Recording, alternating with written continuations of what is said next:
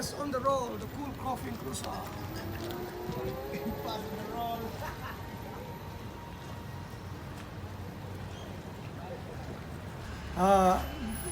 Sugod ko na kay ang akong ugangan, akong mother-in-law, at tumiaging January last year, pagkamatay niya, ako yung daan niya pa yung hospital, na-atake to siya. Tawag ko asawa, siya, gracias mami, pag-abot ako sa lugar, din siya. So, motong na, motong na emergency, pero kuha naman siya sa Ginoo.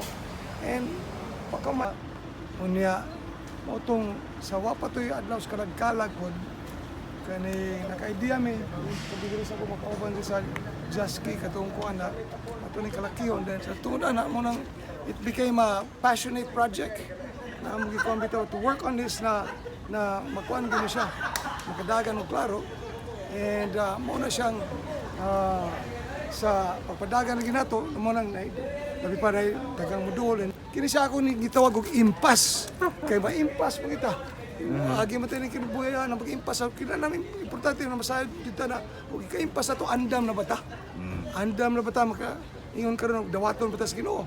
So, sa gibuhat sa Ginoong Jesus na nato para sa itong masala. Ano, para sa kaluwasan sa itong kalag. Para mahius sa atas Ginoo. So, kani nagamit yun imong sa mong ugangan.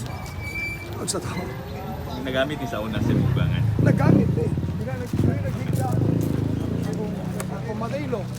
Okay. And mo na to certain point, ko na, Lord, wala naman akong madaylo, kay cremate man, nabilan ko ini. So, mo na, taga na tag insight, unsay idea, gikuhan sa Ginoo, gimutang ni nato karon na, I'm Messiah, kay pagkamatuod. What I bring to you is what? Mo na karon, believe, are you receive? Because I need God, IMG, I need grace, and I need the good news of salvation of Jesus Christ.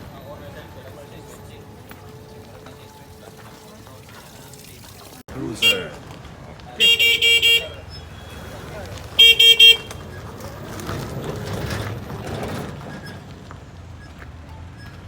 I call this, in English pa, it's a cool ride.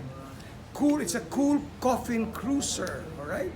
Pero ato lang ikadumdum na sa maimpas atong kinabuhi na Ginoo na gusto siya maka-enkwentro ta, makailata sa iyang ibuhat nga cross para nato para mayusa ta niya iyang pagkabandaw ng anuman mao na to paglaom, di ba?